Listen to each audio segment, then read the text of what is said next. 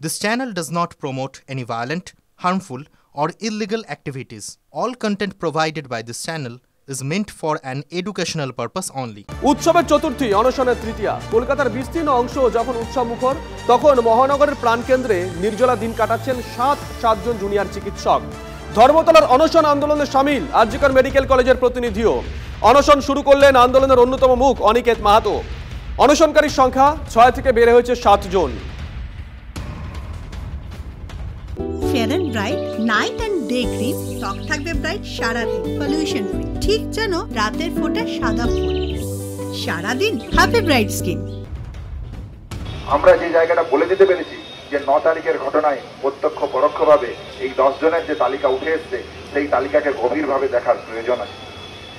আজ দ্বিতীয় দিন এসে আরজিকর মেডিকেল কলেজের পক্ষ থেকে আমি ডাক্তার Aniket Mahato West Bengal junior ডক্টরসের যে 10 দফা দাবি আছে সেই দাবিকে সামনে রেখে আজ থেকে আমরণ অনশনের কর্মসূচি আমি পালন করব। ধর্মতলায় জুনিয়র ডাক্তারদের পাশে দাঁড়িয়ে এবার প্রতীকী অনশনে সিনিয়ররা। মেডিকেল কলেজের চিকিৎসক কোয়েল মিত্র প্রতীকী অনশনে বসেছেন। মোট 10 জন চিকিৎসক 24 ঘন্টার জন্য অনশন করবেন, যেমনটা তারা জানিয়েছেন। আমাদের একটাই কথা, এই যে আমাদের ছেলেমেয়েরা আমরণ অনশনে বসেছে, সরকার যেন তাদের দিকে তাকায় এবং ওদের যে দাবিগুলো সেই একই দাবি আমাদেরও, সেই দাবিগুলো পূরণ করা হোক। 10 দফা দাবি যেটা ওরা করেছে সেটাতে স্বাস্থ্য ব্যবস্থারই ইমপ্রুভমেন্ট হবে। কাজেই আমরা চাইছি যে থ্রেট কালচার একদম শেষ নিপাত যাক। আর 2 হচ্ছে West Bengal medical council, West Bengal health recruitment board, এগুলোর দিকে ফিরে তাকানো হোক। যেগুলো ভুল ভ্রান্তি সেগুলো আছে সেগুলো ঠিক করা হোক। ওরা কিন্তু সিজওয়ার্ক তুলে নিয়েছে এবং জনসাধারণের কথা ভেবেই তুলে নিয়েছে। এবং ওরা যে এখানে আছে কেউ আমি কালকে শুনলাম যে বলেছেন যে এখানে সিজওয়ার্ক তুলে নিলে তাহলে কি করে এখানে অনশন মঞ্চে আছে।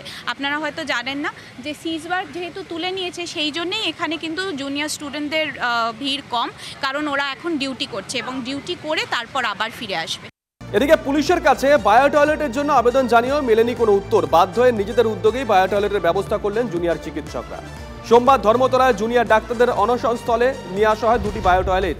বায়ো টয়লেট এলেও তা বসানোর অনুমতি নিয়ে শুরু হয় পুলিশ এবং আন্দোলনকারীদের মধ্যে বচসা।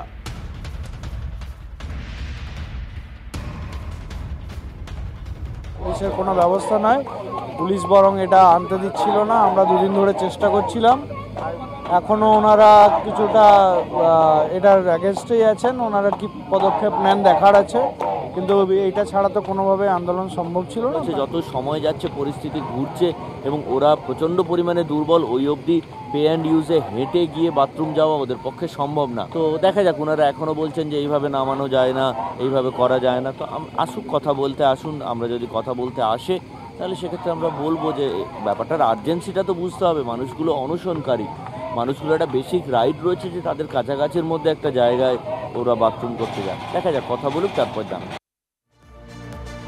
এদিকে ধর্মতলায় ডাক্তারদের অনশন মঞ্চে বায়ো টয়লেট নিয়ে পুলিশ ডাক্তারির চাপানুতর চলছে। ম্যাটাডোর বোঝায় বায়ো টয়লেট দেখলেই নাকি আটক করছে পুলিশ। অভিযোগ ধর্মতলায় অনশনরত ডাক্তারদের।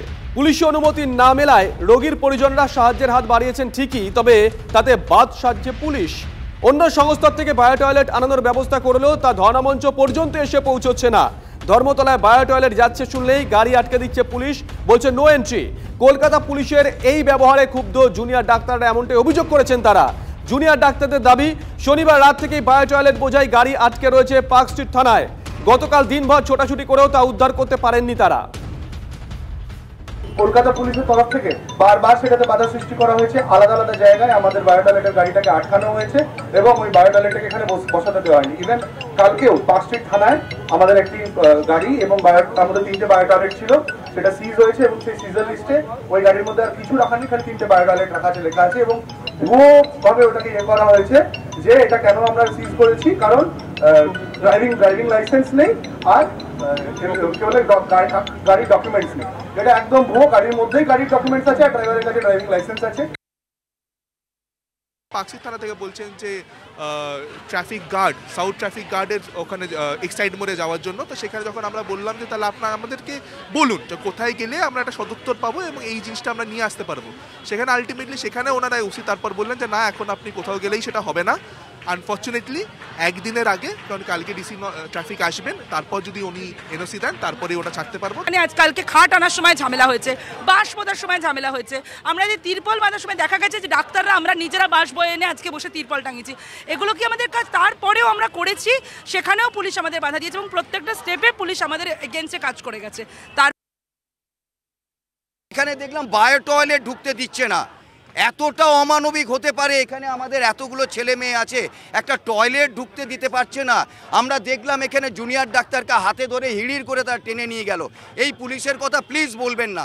আমরা সত্যি ওই ওই ওই ওই রাজনৈতিক দল যেগুলোকে ব্যবহার করে যে দলদাস, সেটা আমরা বলছি না, কিন্তু বিচার এই পুলিশ দিতে পারবে বা এই পুলিশ সুরক্ষা দিতে পারবে এটা আমরা এখন আর মনে করছি না।